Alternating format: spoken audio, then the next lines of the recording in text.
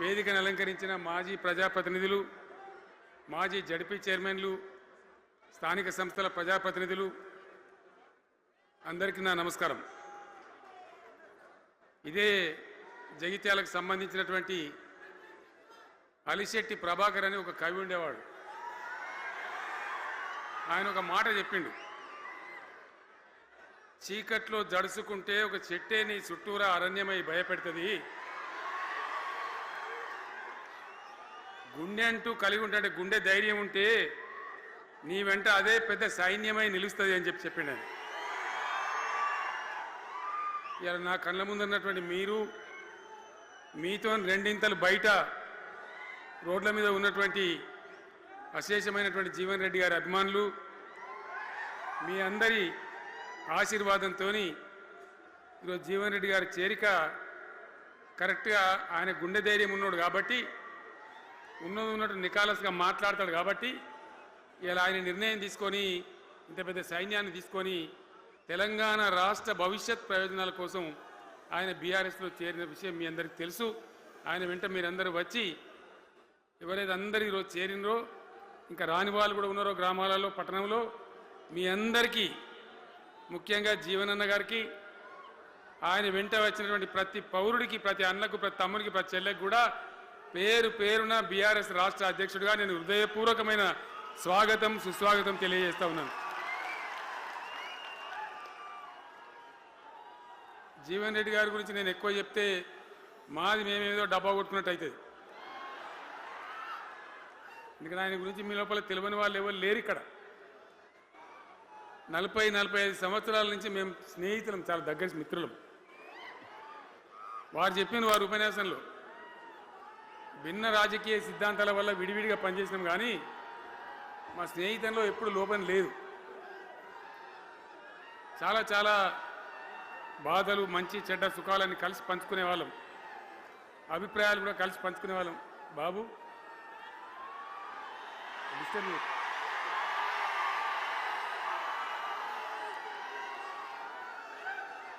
మంది లొల్లి పెట్టడం కూడా కాదులా వారు.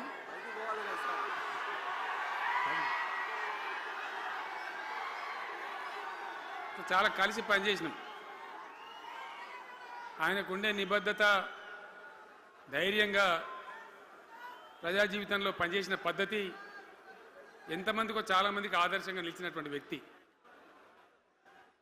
జగిత్యాల్లో ఆయన పుట్టి పెరిగి రాజకీయంగా చాలా పెద్దవాడైనాడు మీ అందరి దీవెనతో. కానీ ఒక జగిత్యాల్లోనే కాదు, ఆయనకు పాత కరీంనగర్ జిల్లా వ్యాప్తంగా అట్టనే పొరుగున ఉన్నటువంటి అనేక జిల్లాలలో చాలామంది జీవన్ రెడ్డి గారి అభిమానులు ఉన్నారు. చాలామంది. మీరు లొల్లి పెట్టకుండి, మీ ఫోటోలే బయటికి పోతున్నాయి. అది లైవ్ టెలికాస్ట్ ఉంది, దానిలో మీ బొమ్మలు టీవీలో కనబడుతున్నాయి మీ ఇంటికాడ. లొల్లి పెట్టకుంది ఇక సెట్ అయిందా?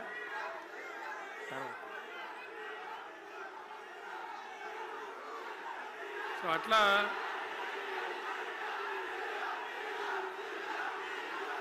ప్లీజ్ ప్లీజ్ ప్లీజ్ ప్లీజ్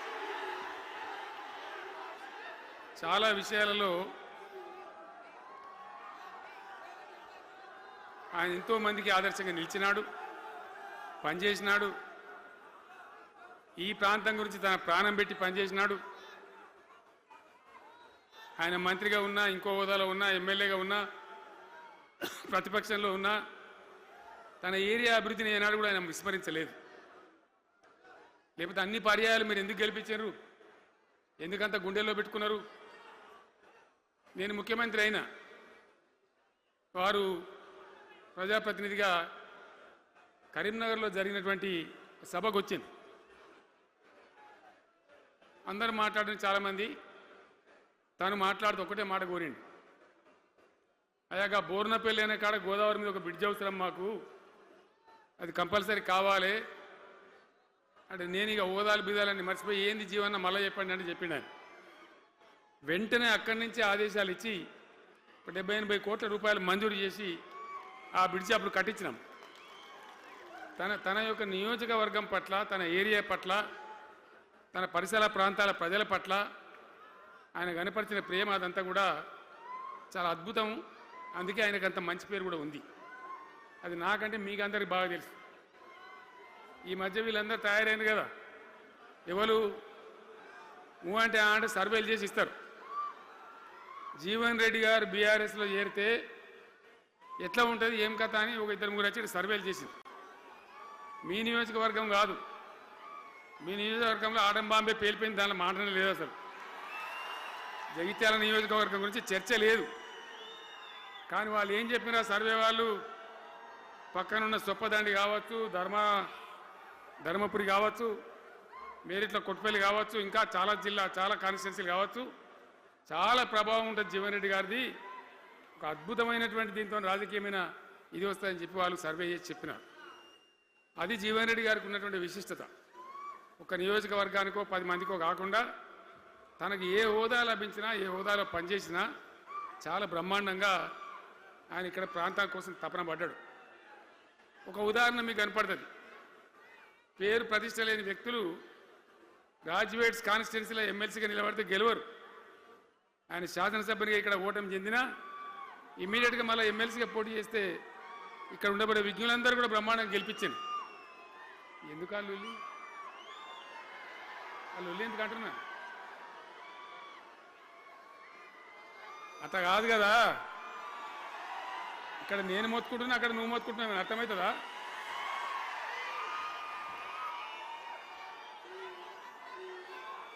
ఏయ్ ఆగవా బాబు, ఆగవాడు ఇంకా ఊరేటోడు మనోడేనా?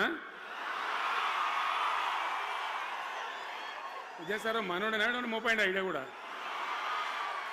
మనోడేనా? బుక్కుండా పెట్టు.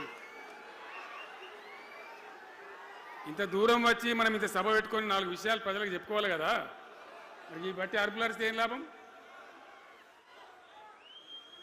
సో అట్లా జీవన్ రెడ్డి గారు తన రాజకీయ ప్రస్థానాన్ని ఒక సమితి ప్రెసిడెంట్గా ప్రారంభించి ప్రజా సమస్యల మీద పోరాటం చేసి సివిల్ లిబర్టీస్లో కూడా అడ్వకేట్గా నాడు ఎంతోమందికి పౌర హక్కుల సంఘానికి కూడా మద్దతు ఇచ్చి అచ్చమైన నికార్సైనటువంటి ప్రజా కార్యకర్త నిరూపించుకొని అంచెలంచెలుగా ఎదిగి ఇంతకుముందే ఆయన చెప్పినట్టుగా అనేకమైనటువంటి పదవులు ఆయన చూసినాడు. పదవులైన కొత్త కాదు, బ్రహ్మాండంగా శాసనసభ్యుని గెలవడం, మంత్రి పదవులు అలంకరించడం, అనేక రంగాలలో అనేక రకాలుగా పనిచేయడం అంతా కూడా మీకు తెలుసు. నేను కొత్తగా చెప్పే అవసరం లేదు. నేను ఒక్కటే మాట మీకు మనవి చేస్తా ఉన్నా.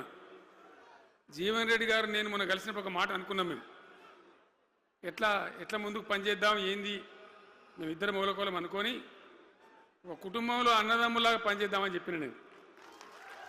ఇంత ప్రేమగా అంటే మనం కుటుంబంలాగా ఈ పార్టీకి బ్రహ్మాండమైన ఒక పిల్లర్స్ లాగా పనిచేసి ముందుకు తీసుకొని పోదామని చెప్పి నేను చెప్పడం జరిగింది. ఈరోజు పార్టీలో వారు చేరిన వెంటనే చాలా బ్రహ్మాండమైనటువంటి మనకు ఒక ఊపు వస్తూ ఉంది. నేను జీవన్ రెడ్డి గారిని కోరుతా ఉన్నా, జగిత్యాల మందం కాదు, జగిత్యాల జిల్లా కాదు, పాత కరీంనగర్ జిల్లా కాదు, మీరు ఆదిలాబాద్ చూడాలి, నిజామాబాద్ చూడాలి, పరిసర జిల్లాలు చూడాలి. పార్టీ ప్రధాన కార్యదర్శిగా ఈ నిమిషం నుంచి నేను అపాయింట్ చేసుకుంటా ఉన్నాను. బ్రహ్మాండంగా ఈ ప్రాంతం అంతా కూడా మీ సేవలు అవసరం ఉన్నాయి పార్టీకి. అదే కాదు, 600 ఏది ఏమైనా ఏమవుతుంది,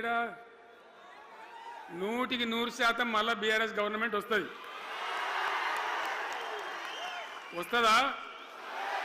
వస్తుందంటూ చేయలేవాటి ఒకసారి కెమెరాలు కడ దింపురా బాబు, వస్తుంది కదా. ఇవాళ జీవన్ రెడ్డి గారు పార్టీలో బాబు కౌశిక్ రెడ్డి ఇద్దరు ఆగబట్టు వాళ్ళు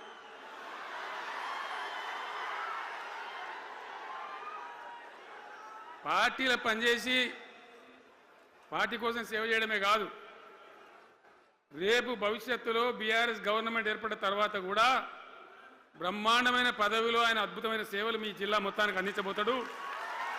తెలంగాణ రాష్ట్రానికే ఆయన సేవలు అందించబోతాడు. ఇది నా మాట, కేసీఆర్ మాట అని నేను జగిత్యాల గడ్డ మీద చెప్తా ఉన్నా.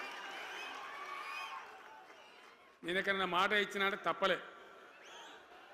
కాబట్టి జీవన్ రెడ్డి గారిని మీరు జగిత్యాల మందం మీరు యుద్ధం చేయాలి.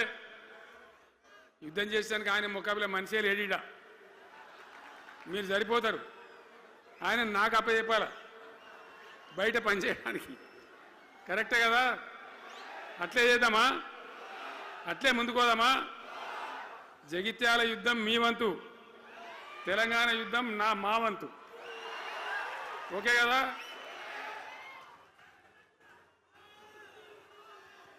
ఇప్పుడు ఏమైతుంది? ఏం కావాలి?